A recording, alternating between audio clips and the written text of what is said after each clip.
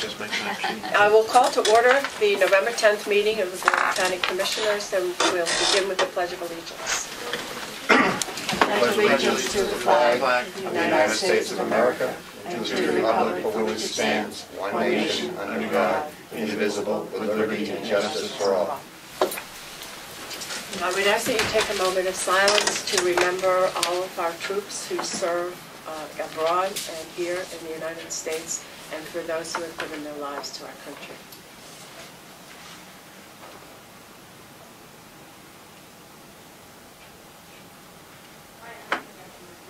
Thank you. We're going to change the order of our agenda, and we're going to take up a discussion of some wastewater issues, and we have Andrew Gottlieb here, our consultant on wastewater, a brilliant consultant on wastewater. Andy? I'm so lucky to have him. Yes. Thanks. I have a letter in front of you for your consideration to sign today. It's in response to a letter that you received from the town of Orleans back in late September. It's part of an ongoing letter discussion we've been having with the town related to the pursuit of the NAS as a potential reviewer of the science and methodologies underlying the TMDLs that are being done by UMass Dartmouth. If I could summarize the letter from Orleans, basically what they were saying was they're asking you to reconsider a previous response that was not supportive of their efforts to engage the NAS in a review of the SNAS work. But the position of Orleans, I think, was a little bit modified in that they were suggesting that they recognized the concern that the endless pursuit of NAS could be seen as a delaying tactic. They did not want it to be seen as such, but that they still saw that it had merit, but they recognized that if some point in the future it were not going to happen, that they couldn't wait forever, and they wanted to seek the county's support in pursuing NAS on a time-limited basis.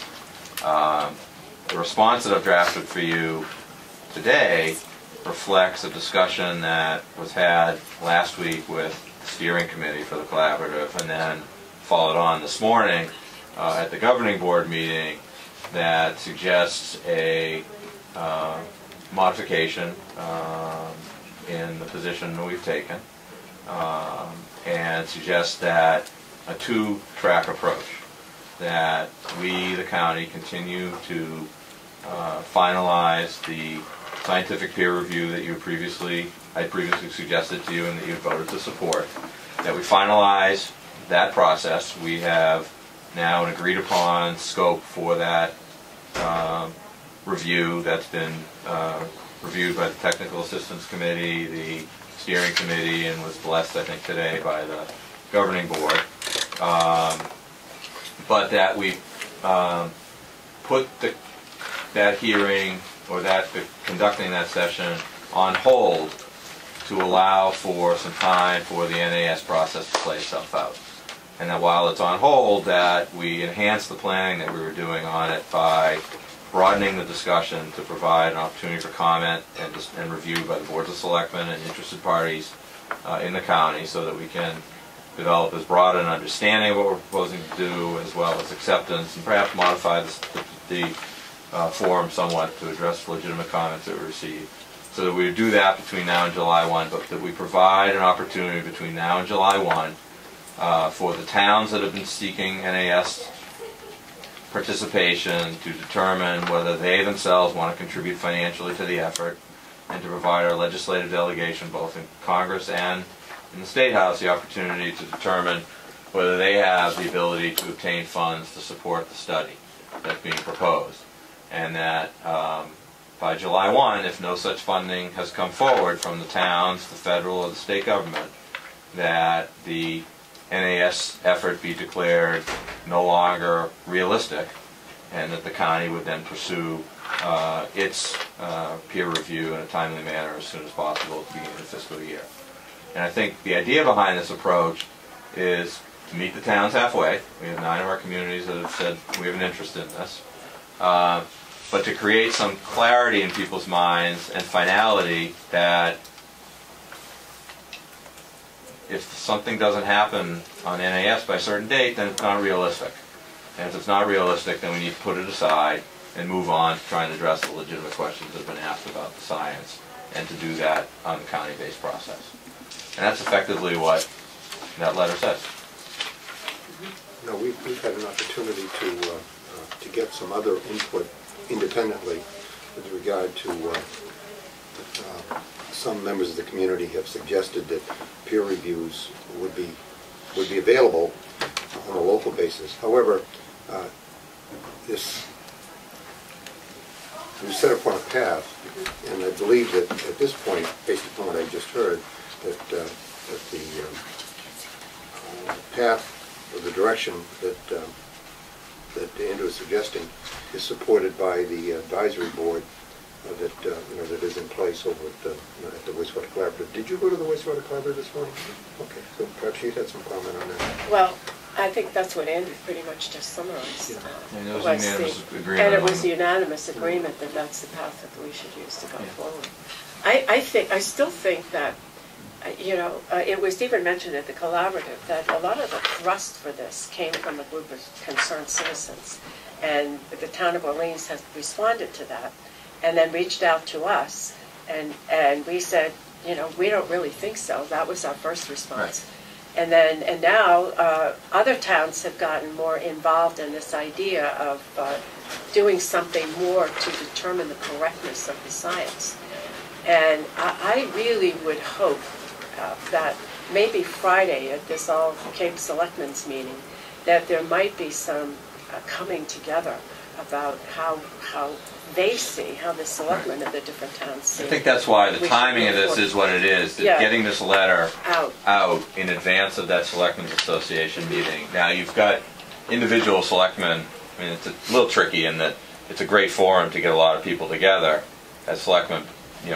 I think most of the boards won't have taken official votes one way or the other, but it's a good opportunity to have something out there. I think if the commissioner's letter is in hand, and hopefully if you agree to sign it today, it could get sort of blasted out today, so that... Although I would say by Friday morning, it may be not likely that most selectmen, especially given tomorrow's a holiday, won't see it. So what I'll suggest is we make 40 copies. Yeah, and we bring it with us. And Pat has suggested to me that I might want to try and attend that meeting. I think if that makes sense, I'm happy to do that, and we can at least speak to this, because I think you're right. What was started by a citizens group got some legs with the Orleans Board of Selectmen that brought in others. I think there's and Linnell mentioned it in terms of the sandwich discussion, that there's a little bit of uncertainty. Yeah, this might help answer some questions as they've learned more. The views about the wisdom of putting all our eggs in the NAS basket have evolved in some of the towns. I think the town of Orleans, softened and held out a little bit of an olive branch, toned the rhetoric down in their letter a little bit. I think this response is a fair and reasoned response, and it's responsive to what they suggested. I think if we can sort of present that at the Selectmen's Association meeting on Friday, we'd see the county and some of the Orleans selectmen saying, we're finding a way to meet in the middle here. I think that provides an opportunity to get the towns moving in the right direction, and saying to people, we're going to give this a fair shot, let some time run, we're going to continue, we're going to proceed sequentially, or in parallel, so that we're as a county ready to respond and act if this NAS thing doesn't happen. But July 1 seems like a reasonable date to me, and that's why I suggested it to you, because it gives the towns who choose to pursue funding the opportunity to have their full town meeting cycles for preparation of next fiscal year. It provides the county the opportunity to have a discussion about budgetary implications for us into next fiscal year, and it provides the legislature, Massachusetts legislature, the opportunity to consider this as part of their fiscal 12 deliberations. And it gives the newly seated Congress 6 months to do the same. Seems like a fair amount of time. I would think so. The other piece is, of all the towns involved, do they all have the same expectation regarding outcomes from NAS? No, they don't. No, it's all over the map. It's all over the map. So if people are concerned about the correctness of the science, of the TMDLs, then is NAS even going to be able to answer that? NAS gave a very complicated answer. They did, you both were there to what it was they were interested in studying. I believe, and I asked a lot of people what they heard, in part because there was a lot of variability in what was said, and I didn't get to stay for the whole thing. So I asked a number of people what they heard. Consistently, what I heard was that NAS, and this is what they had said to me individually prior to the meeting, they don't have very much interest in doing the study the way we've scoped it. A retrospective review of the work done by SMAS is not of interest to them. They are interested in doing a broader, what was termed to me a broader and more forward-looking study of the Clean Water Act, which may have some value to Cape Cod, and it may not. So they were quite clear to me that unless they'd engage in a larger study, they would not participate in the work that we were doing. Because I asked them, in advance of them coming, would they be interested in, one, either helping us identify and assigning people to provide a scientific review, would they loan us their technical experts, or would they consider being a facilitator of the session and a formal participant? And what I was told was that unless we do the broader study, quote, my board would not be interested in authorizing us to do that work. So, and I have to say that I can confirm through a conversation that I had with Steve Parker over the phone, when this had come up, that he said over the phone, and I asked him at the meeting the same question, and that's twice that he responded in the same way, saying unless they were creating a broader study that would lead to something like the TMDL studies and a book that I guess would contribute to their overall growth, as a non-profit organization that is not in the government, but more or less of the government, and we were supporting their funding. And it also was quite clear that unless a sponsor stepped up and said that they were ready to support the study, that they were not ready to negotiate with us in any kind of a nebulous way. So I think at this point, if the towns do indeed decide that this is an appropriate place to invest their resources, then we would hear, I guess, giving them some notice that we would hear from them. Right. And also, we'd know in April and May when they hold town meeting. Yeah, and if not, then then we'd also know what direction we take, which I think is the path that we're already on. Is there any public comment?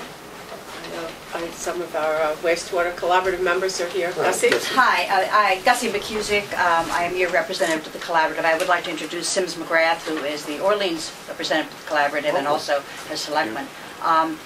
In the interest of time, should you choose to vote on this letter and sign it, I would ask that a copy be made available to Sims today, because they're sort of, right now, the point town on this, and there's some timing issues in our town that would be most helpful. That's my only comment, but I think it's most appropriate to, having not read the letter, but having had it explained, for you to support that. It gives towns opportunities to become part of the process, and which would certainly influence their buying in on the result, and I think in a more timely manner we could get the answers we want. Hi, Lynelle Grunman. I'm a member of the collaborative from Sandwich and also a selectman. And following on what Gussie said, if the letter is signed today, a copy can be emailed to Diane Cooney, and that will get out to the membership of I'm on the board of the Cape and Cape Cod Selectmen and Councilmen. So Diane can get it out to our membership. I think bringing hard copies on Friday would be excellent too. But Diane could get that out via email as soon as you get it to her. Hi, Sims McGrath, Orleans Selectman and Orleans appointee to the Water Protection Collaborative.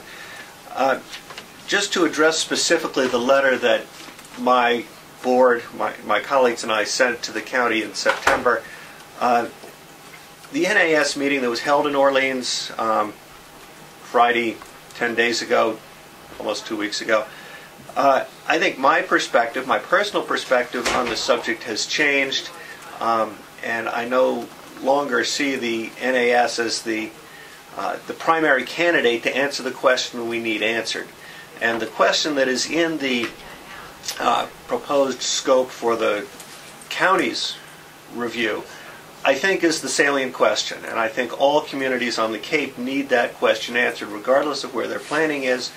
And I supported the proposal that's within the letter that was described to the collaborative today, because I think it's the best way to get an answer to that question and to get the answer in a reasonable time frame. I see the NAS as no longer being a reasonable time frame. Thank you very much. A motion to approve the letter? I'll make that motion. And I'll second it. Those in favor say aye. Aye. Aye. Opposed? None opposed? 2 in favor, motion carries. Sign it, and you can be on your way. I'm on my way to UMass to talk to them about their participation in the review. You get a copy. You want a copy of that, or you have it? To go I with you. would like a signed copy. Maybe you could just PDF it and send it to me.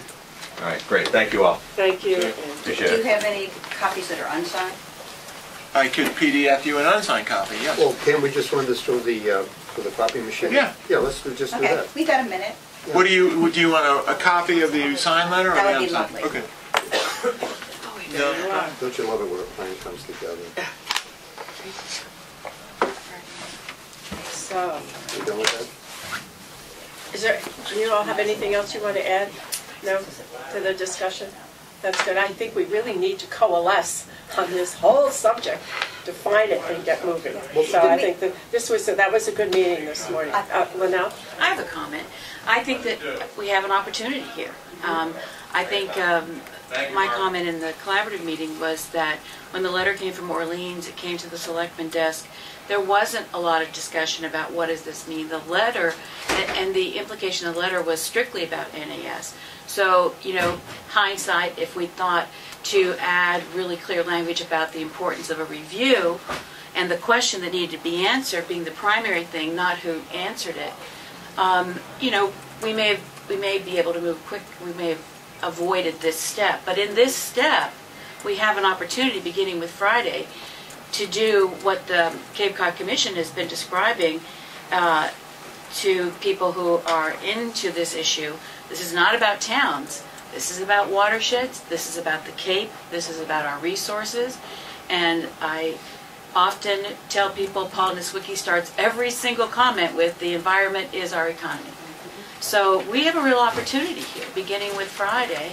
And thank you very much for recognizing that this is an opportunity to come together on this and figure out strategies, but also to come together in terms of the information piece as well. Another opportunity to protect what we have and make wise choices for what we want. Thank you for the opportunity to speak. Yes, you're welcome. I'm glad you came in. Officer Oh, for Paul. thank you. That's great. Thanks very much. Yeah. Okay, Thanks, folks. now we'll move on. I'll move the Summary of actions. And by the way, I guess we need to schedule the agenda discussion when Sheila is here. Yeah, we did. You saw the Yes, I response did. from Bob Troy. Yes. Bob and I had a long conversation. Which I yelled at him. But anyway. You yelled at him? Yes. Well, you know I don't that doubt he's backing up something I've been telling you for 10 years. No, exactly. Right. So this is how Bob and I left it. So there were obviously some things that we need to do a little bit differently, and we will work on that. May I suggest that over the next couple of weeks I put together kind of what the agenda perhaps should look like. Bob can take a look at it and bring it back to you guys. And I think we need to list the votes. It sounds like that's something that we need to do separate and distinct from the kind of summary of action. We're back and forth a little bit on every single piece of paper that you kind of look at in that folder. So we need to find some common ground on that a little bit. But, We also have to have a piece that says that there's some sort of a cutoff time. Yes, the closure date. well, Closure date. that's part of the issue. We do have a cutoff time, of course. Yeah, But we try to, usually and that's 2 minutes actually before the Monday. meeting starts. Well, but we try not to be too bureaucratic. Is the other thing. Legitimately, people have things that come up at the last minute, either Monday or Tuesday, and that they need signed. And bureaucracy would say, "Well, you missed the cutoff. You have to wait No, till but next week." But there is we try room- not to be like that. There is room in the open meeting law for emergencies. I Correct. think if we define That's right. what emergencies are. It's not even an emergency bill. It's just it's common sense is what we're trying to bring to the table, open meeting so law that I has don't a certain tell lack of common sense. a person that brings something to me that needs signature on Tuesday. Well, sorry, you missed this artificial deadline that we've all imposed on ourselves. So tough luck. The world's going to stop for you for a week. That doesn't make any sense. Well, we try not to operate that the way. problem is that every organization that has an elected body has a date that people have to get things in on. And I think if people were thinking in terms of what time they have Bill, to... we're talking about signing basically travel vouchers, or we're not talking about major policy decisions. That's not what I'm saying. I know, but you know what?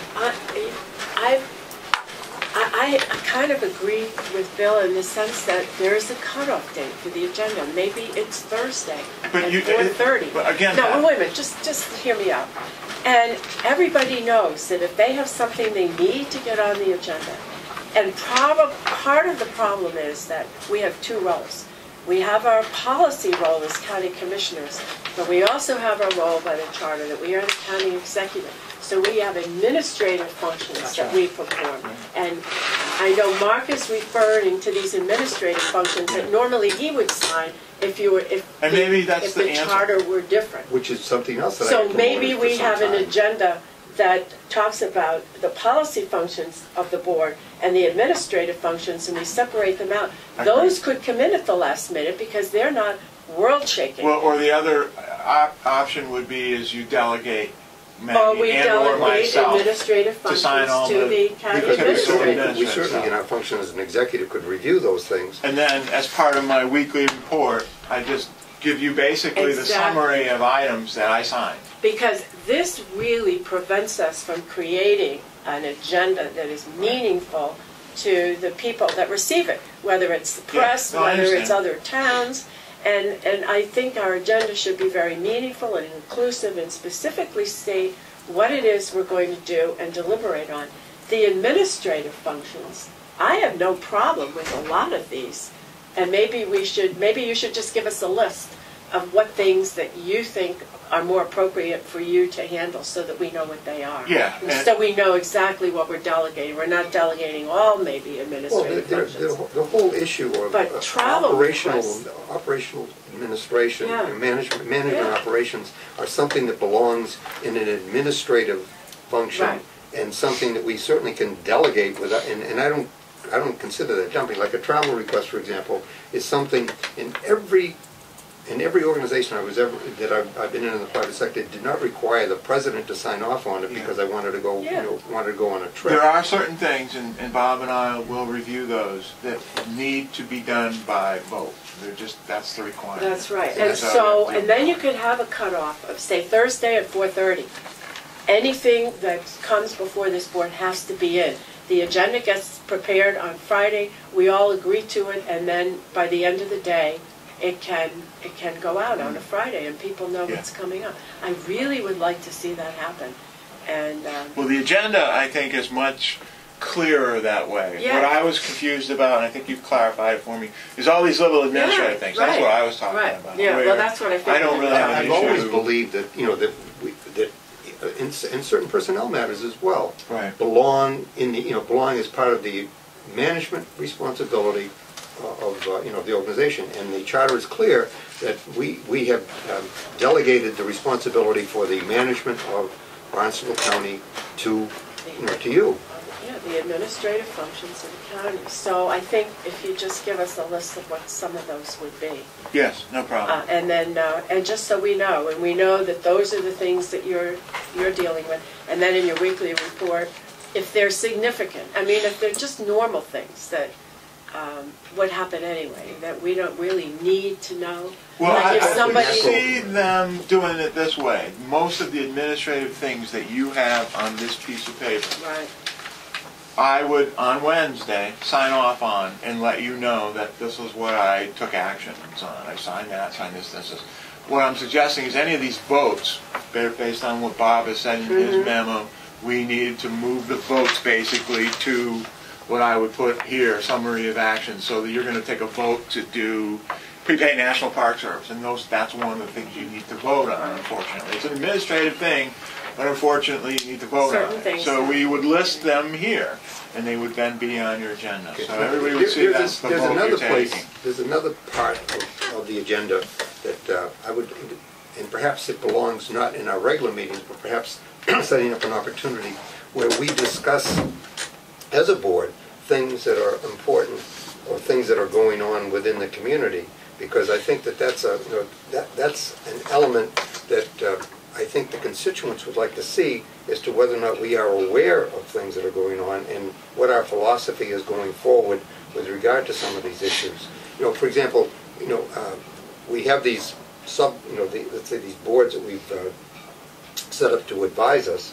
I think from time to time we need to discuss what these advisory boards are doing, and to give to some people as to whether we're accepting that advice, whether we're giving or setting priorities of effort for these advisory boards, and without controlling them, give the people some sense that we are keeping them advised and aware of it. Yeah. Feedback. So I think what we can do is, as we're approaching the board and committee appointments, anyway, the renewals for this year, I think we should look at all of those boards and determine we want some kind of reporting to us.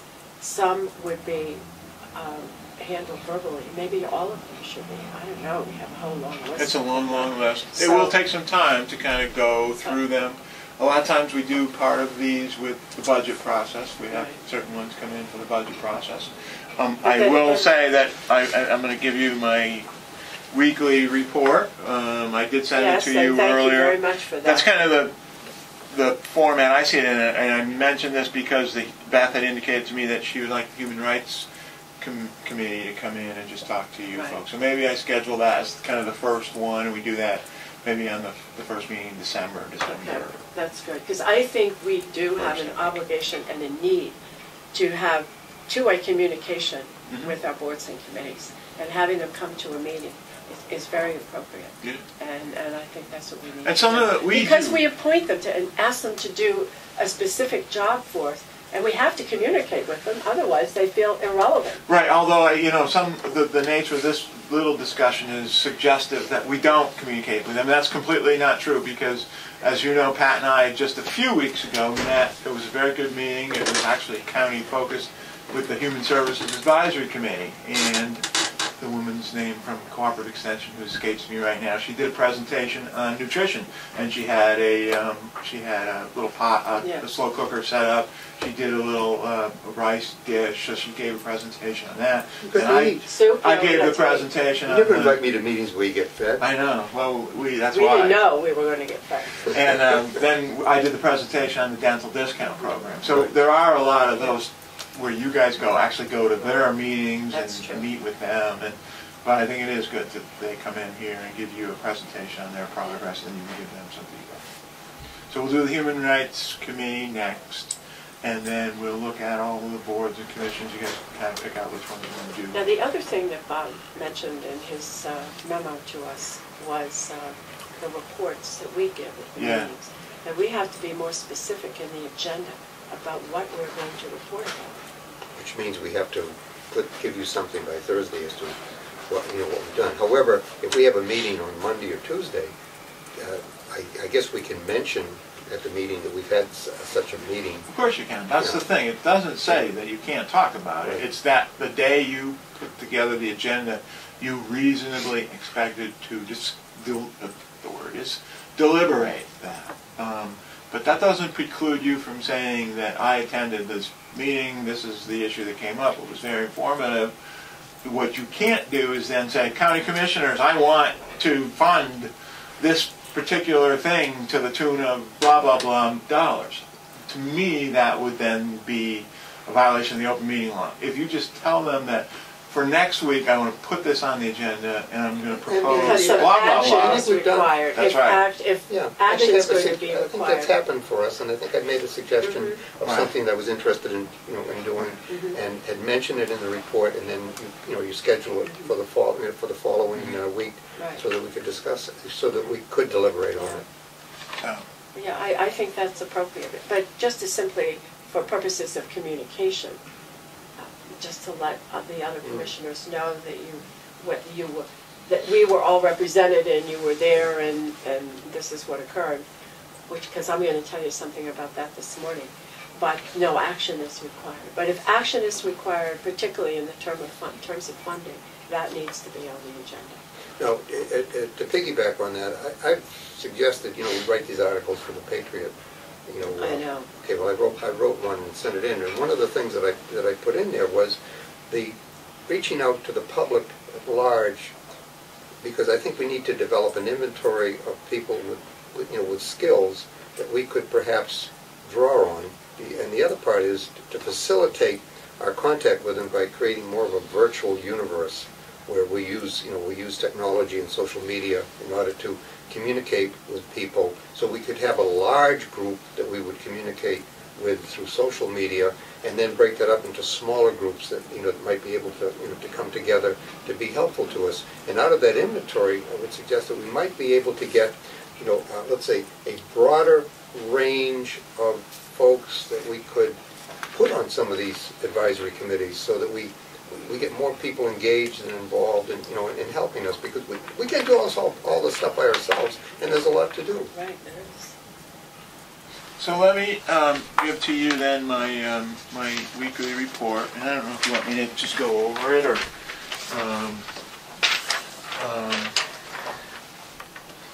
So this is sort of how I see it, working. And I would say some weeks the departments will vary in terms of specifics. I may not have much to say about some every week, but just so this is for the week of November 8th through November 12th, and just to let you know, budget requests materials went out to all department managers last week actually, and I mentioned it at our department managers meeting on Monday. Pretty much at the same level as last year. I'm cautioning people that, although revenues are in pretty decent shape, they're not really higher than they have been over the past couple of years. So I'm urging people to be cautious. And at the same time, I've urged them, though, if they have new programs that they think are very important, that they should ask for them. But I did caution that they may be, if you're going to fund a new program, it might have to be at the expense of something else that we have in place. So revenues are coming in as anticipated? Pretty much as anticipated, yeah. So let me talk about the deeds tax, which is obviously the biggest one. For this fiscal year, 2011, we actually brought the anticipated amount down a little bit to about $7 million, and that's pretty much where we're on track for. We're just a little bit short of that as of the October numbers, but not too bad. And we're actually ahead of last year, so we're pretty much right along where we would. But it's not, there's not a lot of money out there, is what I'm saying. And we'll have to see over the we did have a spike in September. October returned back to really about last year's level, and we'll have to see November and December how things go. So we're trying to be cautious. We are still working on the dental membership program with NACO in terms of the dentist's membership. We had that issue with some not knowing that they were in the program. We're still trying to straighten that out. And if I may, in this morning at the Bay Bridge meeting, we were talking about providing some publicity to to people who were clubhouse members, people who are on medication that is helpful to provide stability to the mentally ill. It has a serious effect on on their dental dental concerns. So they were quite interested in finding out more about it, and the name of B.L. Hathaway was brought up as being somebody that...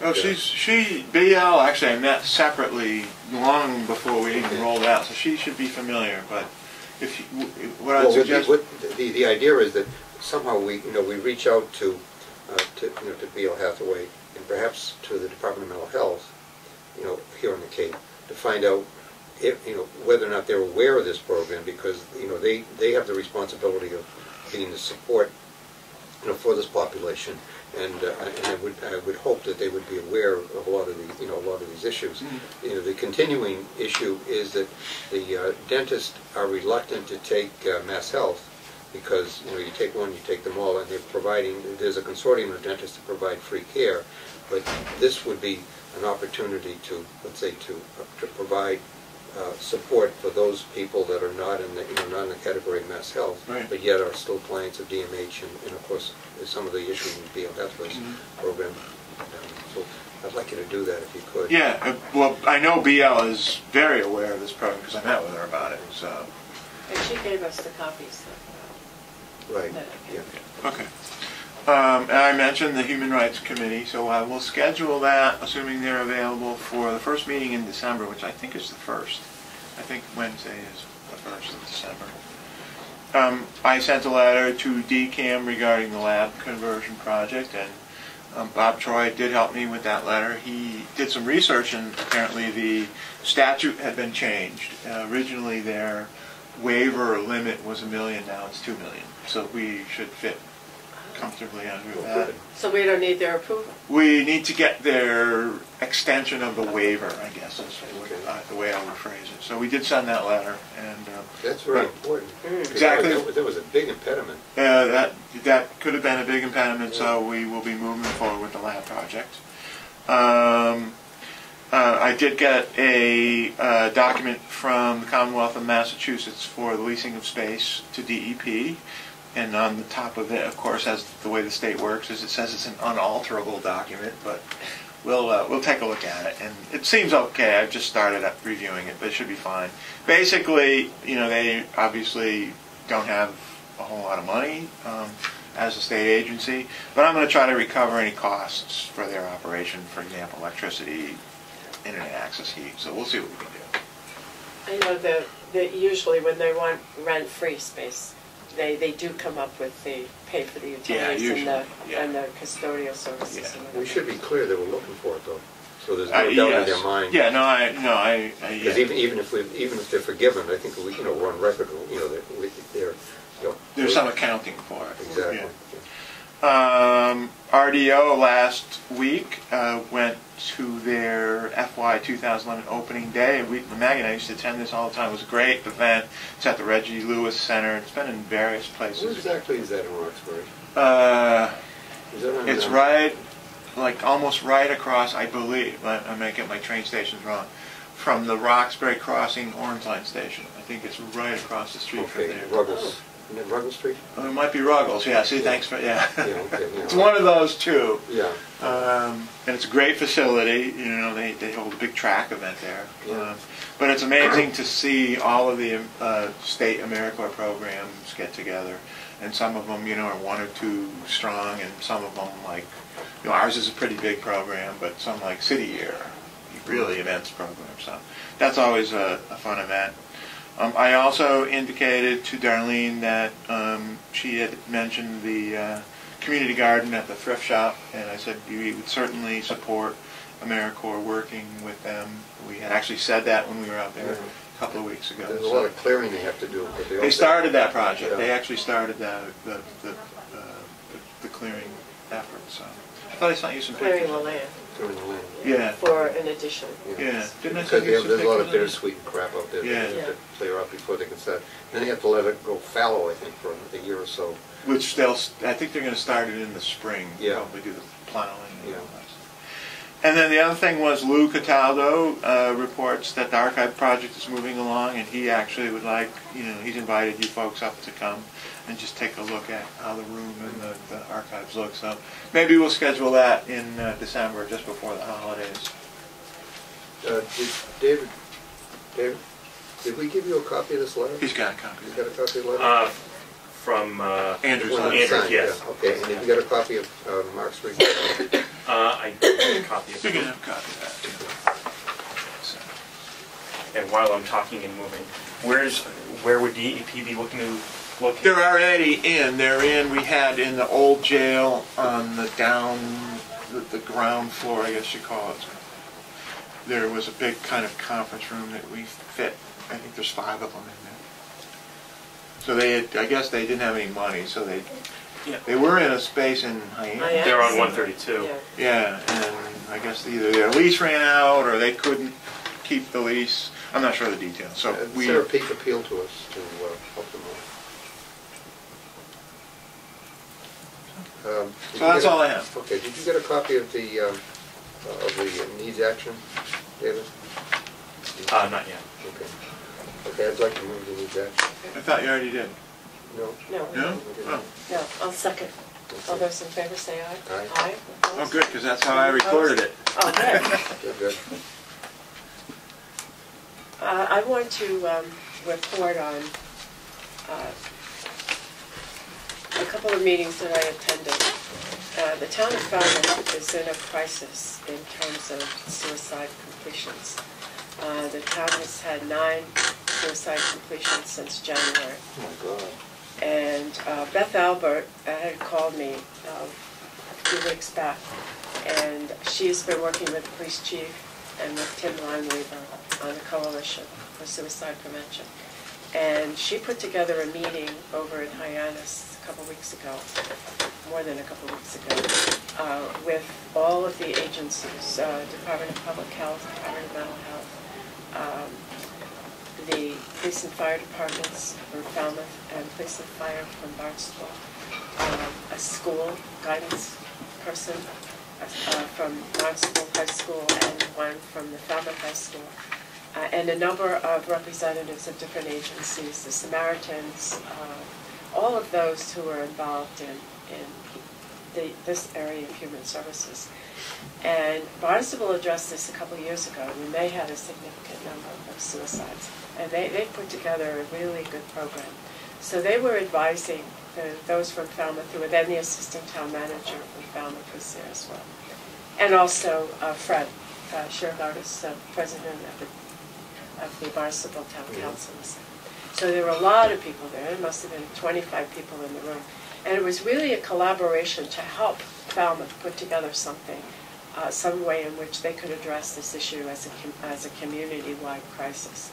So from that, people in Falmouth met about 2 weeks ago and laid out a plan for how the town was going to communicate to townspeople. Particularly the age group is white men between the ages of 40 and 55. That is the group that they're very much at risk. Yeah. And they're very much at risk. And oftentimes they are of a mind, not always necessarily to contact resources, or maybe they just don't know and reluctant to ask. So the town we have written a community letter, which is published in the Falmouth Enterprise yesterday. And this letter is going to go out to all citizens in the community. And various volunteers are funding the postage to send this letter out, because the town, no one has the funds to do it. And so in the letter also lists all of the resources in the town. There's particularly the crisis number, the Samaritans number. And we're coming back together as a group right after Thanksgiving and put together forums. There's some teaching and training programs that are available that Steve Jochum is really going to help the town put together. Meeting with the Elks, with the Veterans Council, with the Veteran Services people, with the Rotary Clubs, with groups that men usually belong to in that age group, and really try to get the community at large. Even the chamber is going to meet with the business people, because a lot of the businesses are restaurants that have bars. And oftentimes if you train bartenders, believe it or not, they can sometimes pick up indications that maybe somebody might be in need of help and know how to respond to that. So it's been a community-wide effort to respond to this, and particularly police and fire in their training is amazing. And they feel that they need these resources too to help them, because they're usually first on the scene. Falmouth Hospital was also involved. They have an individual who's assigned something in the area of behavioral. I'm not sure exactly what. It's behavioral health. Yes, behavioral health, that's what it is, yeah. So anyway, it's a community-wide effort, which I think is a really good thing, but also I think everyone needs to know that, particularly in times like this, that people are under a great deal of stress for various reasons. And usually it can be either financial, it can be substance abuse related, either drugs or alcohol, or it can be from relationships that have become difficult or gone sour, if you will, where someone may have been rejected in a relationship, or even lost someone where there was a relationship, marriage or otherwise. So it's a great thing to see all the people in the county and the state and the local communities come together to address something like this. It's pretty amazing. So, and Beth actually took the leadership on this. Yes, she did. Absolutely, she did. And she's to be complimented and encouraged and reinforced that the work that she and pardon me, the Human Services do is really so important. And we're so lucky to have her here at the county. Tim Lindweaver, of course, is And the Tim- chair. Is the chair of this Right. of the group that meets at the county on a regular basis Right. with regard to this. And the whole idea of getting past the stigma issue, especially for people who understand that this is not a burden. If they hear about it, this is not a burden that they should keep to themselves. They should point people towards getting professional support on this. We've been Maura Weir, who works out of the Mashpee Health Center, is someone that has been identified as working on youth programs, because while we've recognized that the folks that are in this middle age category are a population at risk, there's the whole issue of the impulsive nature of suicide ideation on the part of adolescents, and we found even down into middle school, which is absolutely shocking. But all of that is out there, and I believe that that through Beth Albert's work from the Human Service Advisory Committee, as well as the Suicide Prevention and Coalition that meets on a regular basis, we're trying to get more information out there to people so that they have some resources. November 20th. By the way, is a day that has been designated as a day for survivors, and there will be an invitation to the public to come to the MSPC, this is the Mass Society for Prevention of Cruelty to Children, that's over in Breeds Hill Road here in Barnstable.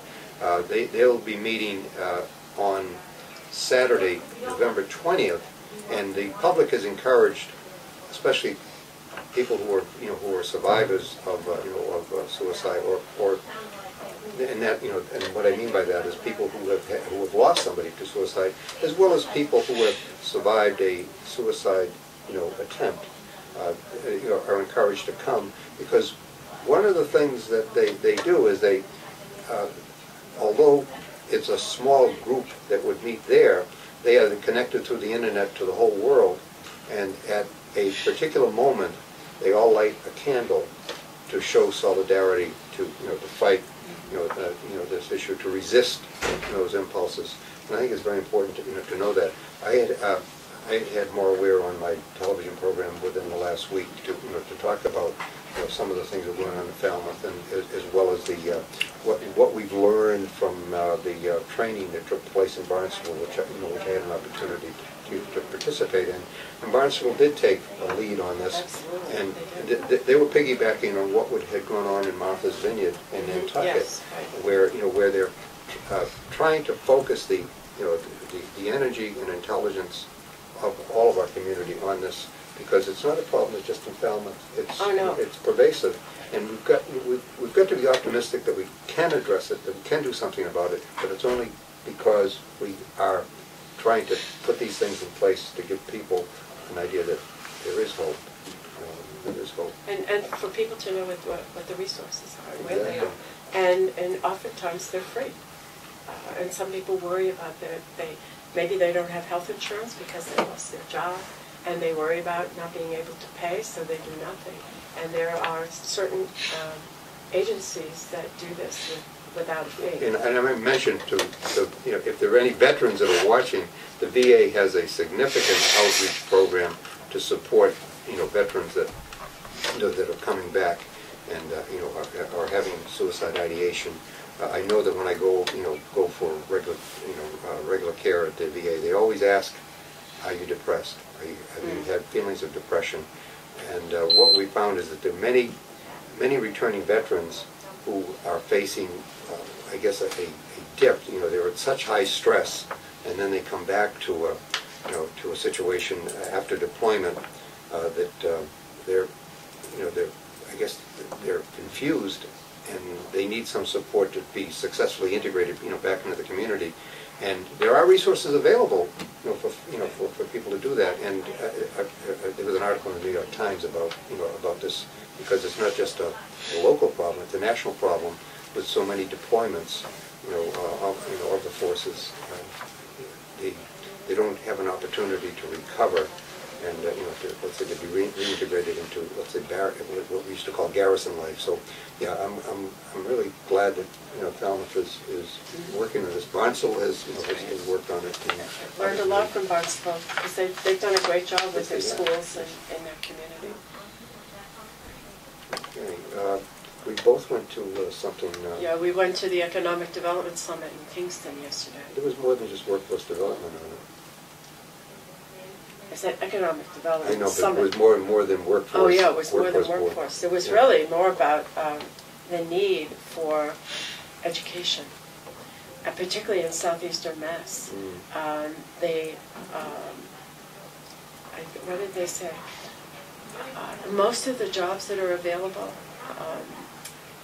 have been construction. Well, are gone. Construction there's jobs. 25 people that are available for every construction job across the right. Commonwealth. Well, maybe that's a national figure, but it's especially true here. And I raised a point with that group that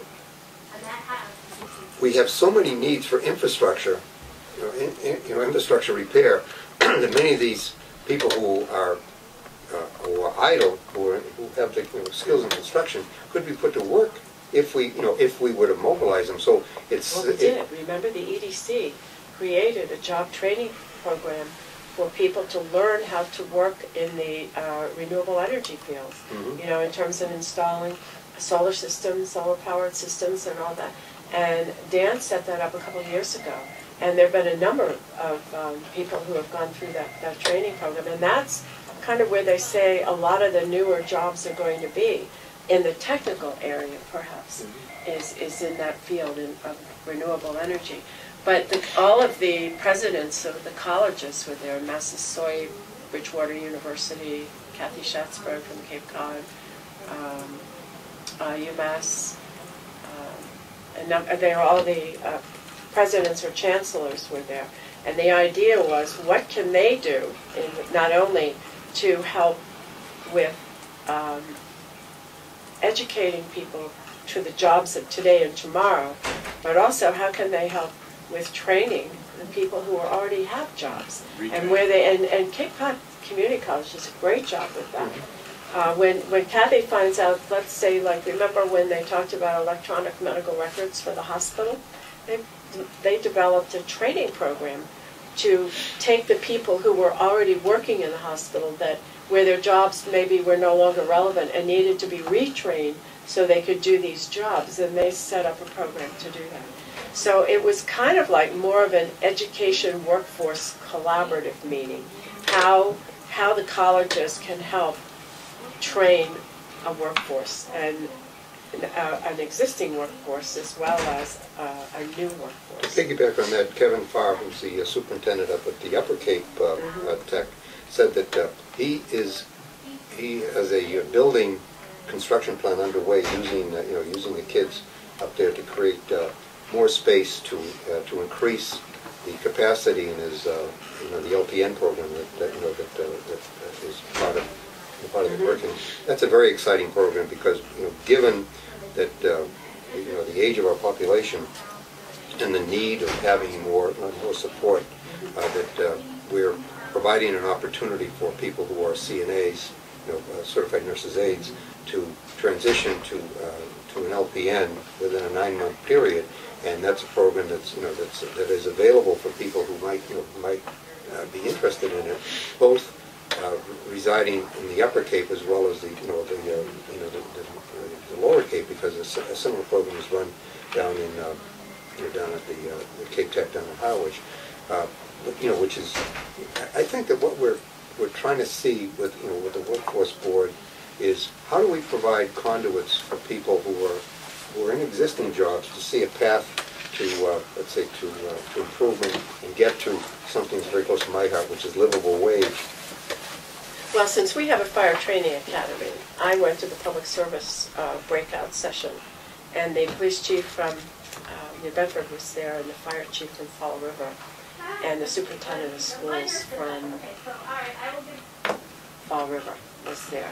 And it was pretty interesting because police chiefs want all their entry patrolmen now to have bachelor's degrees, because the critical thinking skills that are required for police officers today are huge. And if you don't have an educational program where you've been able to develop those skills, then it really puts you not so much at risk, but a little more difficult to be able to do your job. And the fire chief, he was more of the idea that there's a firefighter's job is pretty well defined, although it has changed significantly over the years because of changes in technology and the fact that fire is do more work in the area of rescue than so much in fighting fires, unless you're in the city. So they talked about some of the impediments to being able to make that happen. On-job training is pretty hard to do. So I think we'll wait and see what the college presidents come back with as a result of the session and see where they go from here.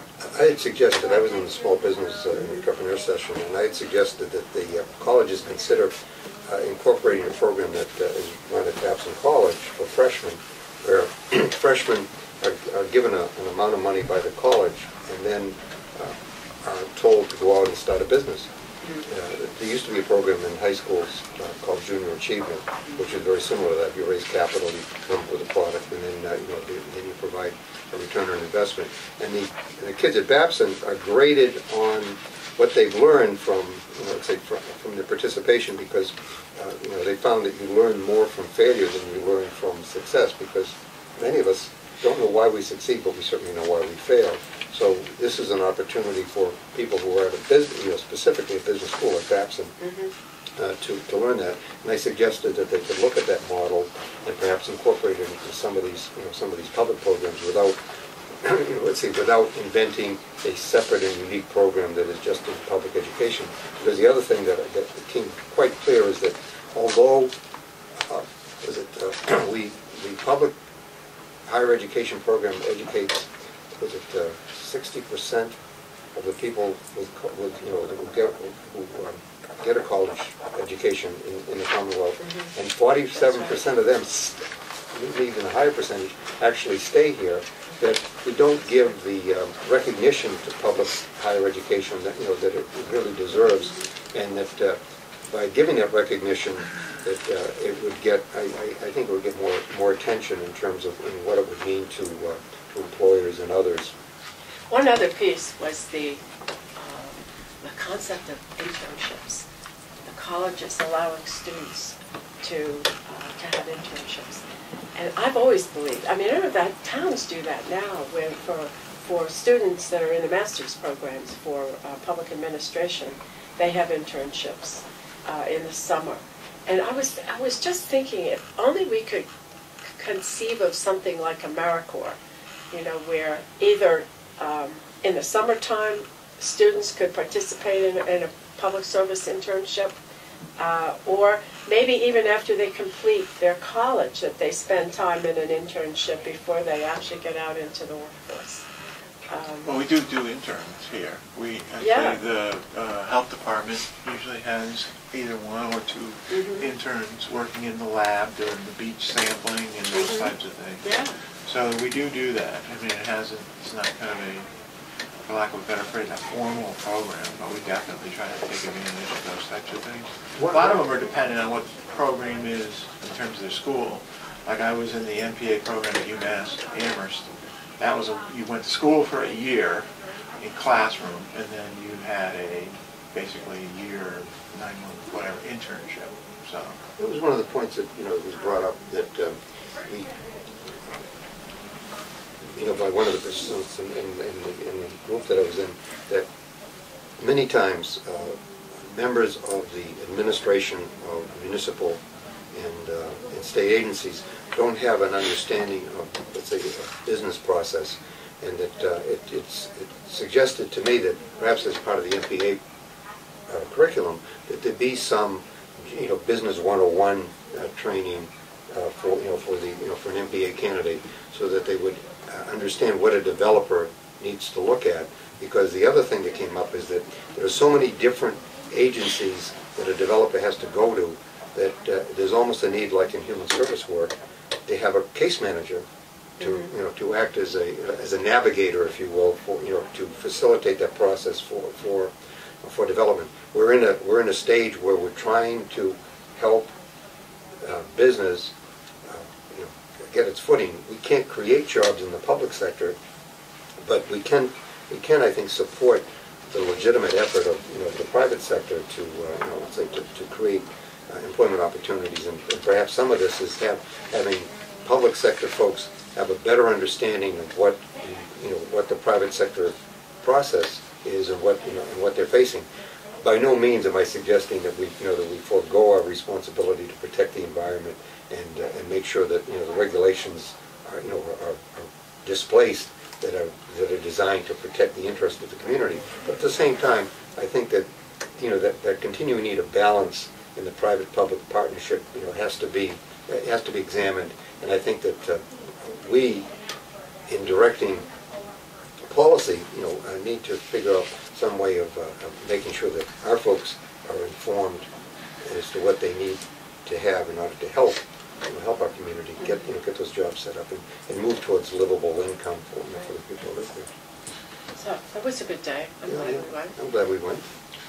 So I don't. Do you want to get back to the assessment of county services piece? Do you want me to ask Maggie? Yeah, can she come in and talk to us about let me that? find out. Okay, come on.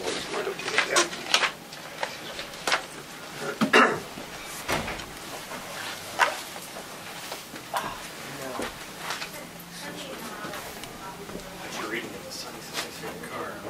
Like you're eating in the sunny side of your car.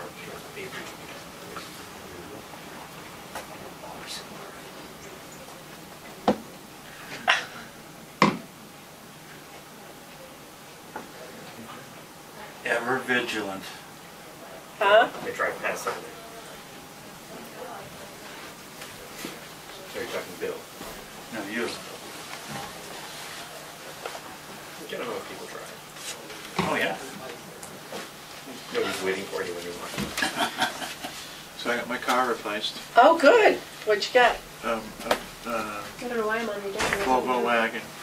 Hmm? You are on the agenda. What see? did you get? The Volvo cross-country wagon. Oh. It's nice. Be great for my bike. Oh, yeah, you have a place to put it, huh? Yep. Hello, Maggie. Hey, Pat. I don't know why it's on the agenda, because Have to wait for Bill. quotes are out, so there's nothing to report. Oh, they're still out. Right, they're not due till the 22nd, I think. Oh, okay. Right, so this, I thought I had said that this, at the last meeting, this will be a December. It'll be a December agenda. Yep. Okay. All right, so that's Yeah. good. There, we So- scoped it as I directed, and it's out on the street, so to speak. Great. Thanks, Maggie. I'm sorry. That's okay. That was Short short. and sweet. Oh, I thought they were back for some reason. No, they needed time. This is not, it's going to be. So you want to be on December 1st, we have the Human Rights Commission. How long do you think this will probably take more time than we think, huh? I would say let's do it I don't know the following week. Okay, if I may, I'm going to get quotes. Do you want, we didn't take it any further than that. Is this going to be a chairman responsibility, Pat? Are you going to sit and look through the quotes and select them with Mark? How do you want to, you're going to give all the bids, all the quotes to these guys? Just some direction will help shape Mark's next directive. I think maybe we should get together and go through the quotes and Okay. decide which ones seem. I mean, we're going to have to look at low. What we don't have to really because No. it's not a bidding, That's right. so we're not really.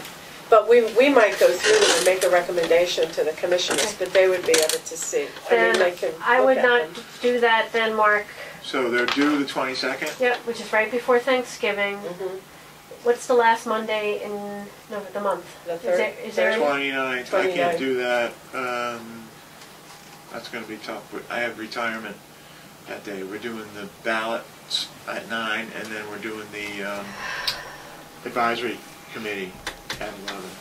So That on a morning Monday? is tough. Is really that a tough. Monday? That's a Monday. Yeah. And so, I'm open the 30th. the 30th, That's to Tuesday. go over them? Let me grab my calendar. Okay. We could do that in the morning. I'm sorry, I guess I missed it. What are you talking We're about? talking about the, Maggie's report is that there's nothing to report because Yeah, the the quotes RFP are is out of out the on the street. The bids are due on November Not really 22nd. bids. Is this the Yeah. assembly? No, This this is is the review of the county functions. organizational okay. That's fine. What time, guys? Well, I have something at 10:30 in Falmouth. Let's back up. How about the 29th in the afternoon? The 29th in the afternoon. I can do that. Bruce, Well, you're waiting. I have my normal meeting with you guys in the morning anyway on Monday. Although, that's what I'm saying, on that day. Oh, you have to do- I'm going to be at retirement to do the ballots. Okay. And then at 11 o'clock, I would assume you're going to be there as well to do the advisory board presentation on the funding schedule. Not, okay, well, you can tell me that after. 1 o'clock Yeah. on the 29th, Mark? Does that give you enough time? And then, that's what I was going to say. So in between, I could do maybe 1:30. We could do the review. Okay, Till about 1:30. 3 or 3:30. We have And a we 3 have o'clock our- call. We have our call. so- 3. So 1:30, it won't take us that long. I don't think so. I'll get them to you in advance so you can have homework for the weekend. Okay, so that's going to be at 1:30? Yep. Here. So then it's up to you if you want to put it on the agenda for the next day. That's just you. Yes. Yeah, Yeah, okay. yeah, then we can put it on the agenda for the next Right. day. Okay, Smokey. That's good. Well, are they making any progress on the assembly clerk? They've made lots of progress. Have they got, has there been have they advertised it? It'll be in the Beacon. Yes, there's a whole schedule that we had our meeting last Wednesday, and they're moving. Okay. It'll be in the Times in December. Yeah, I First. think you'll get straightened out. Yep. Okay, good. I'm starting to get some calls about it. I think they're allowing the next assembly to do the actual appointment, though.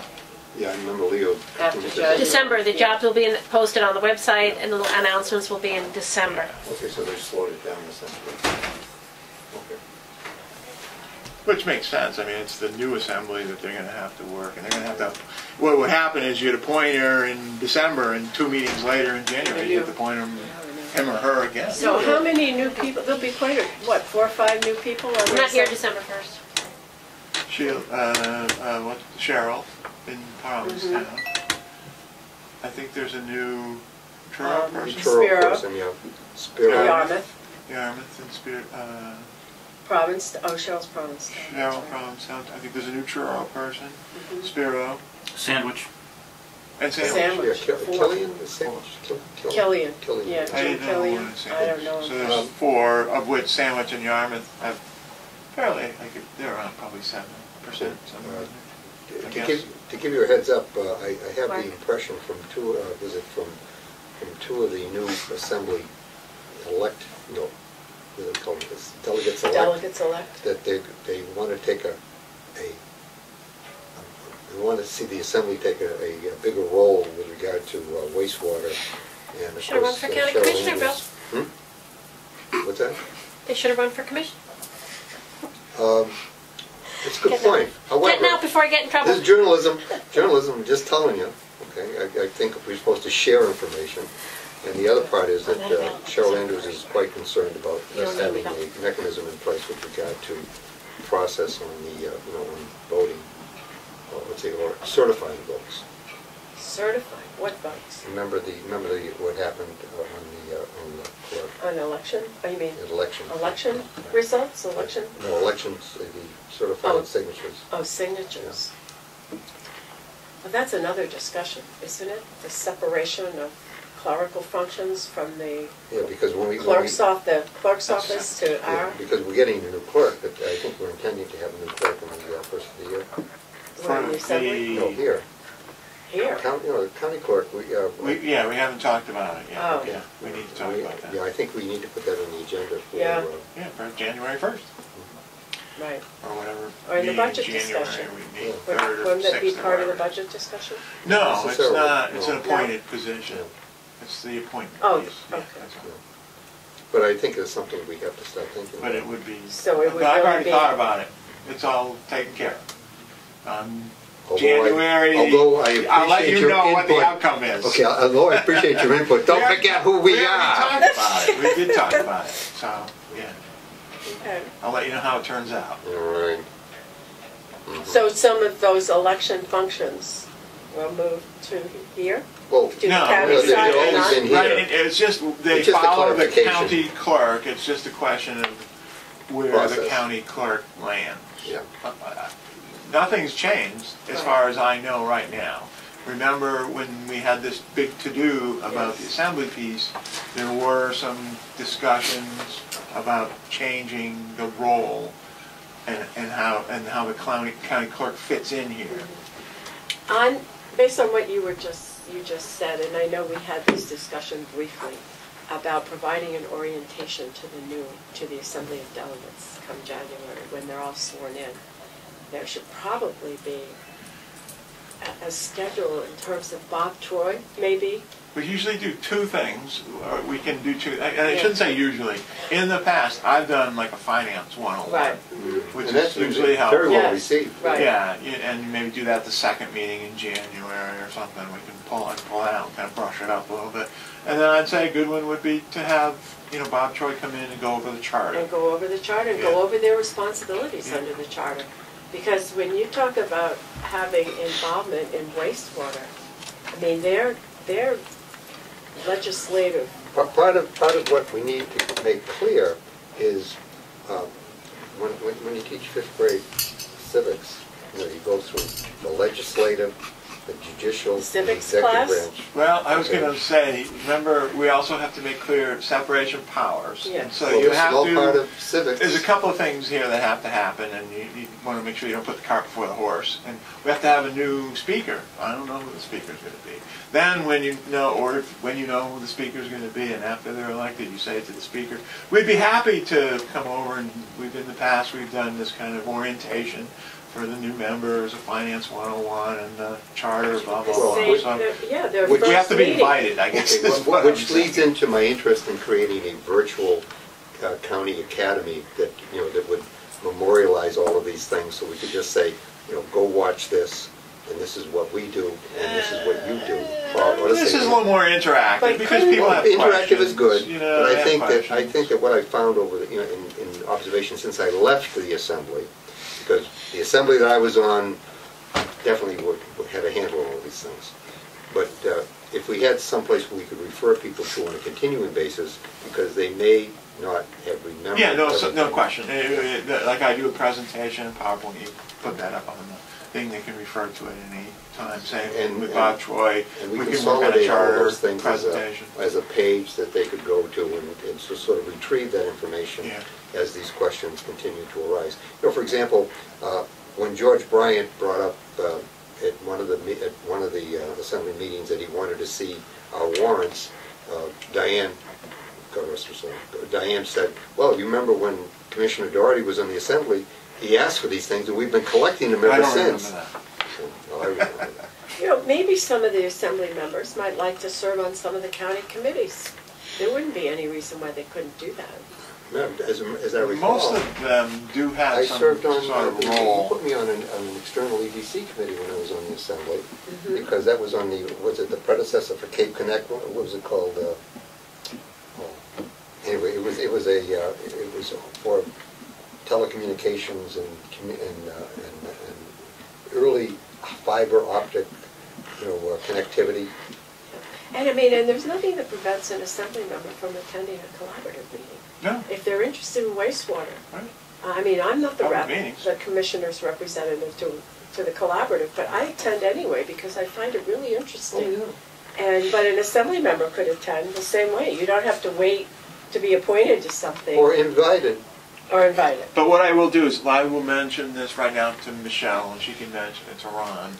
There's not too many meetings. We also- Yeah, so they can get set up before the new. Well, we're talking about having more participation, let's say, or more of an audience, we ought to extend the same invitation to the appointed members of the Cape Cod Commission, because certainly, when you mention wastewater, I have been surprised that more of the commission members haven't, let's say, have not been attending the collaborative, because if you take a look at the Act and the protection of the environment, they would do well to understand more about what the collaborative is doing. But we need to wrap this up. We can just Oh, meander this discussion all morning. That's it, yeah. That's it for you? But before we leave this subject, we ought to invite our public to... Press representative. Do you have any questions for us? I don't. Hoorah! So the next meeting will be the 17th. Right. Move to adjourn. What time do you want to start on the 17th? That's Okay. an assembly meeting day, so you want to do it in the afternoon? 1 o'clock. What are we taking up next week? Do you have that in front of you? No, I don't have any agenda items for next week, Well, actually. okay, I do, so we can, not now, but afterwards. We Okay, yeah, you have to let me know what they are then. Okay, so So one or we'll two? set the meeting. Well, let's set it for 1. 1 o'clock, okay. All right. Move to adjourn? Second.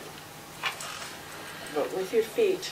Yeah, we'll vote by rising either way. Are you guys going to the whatchamacallit, or are you going to skip it? What?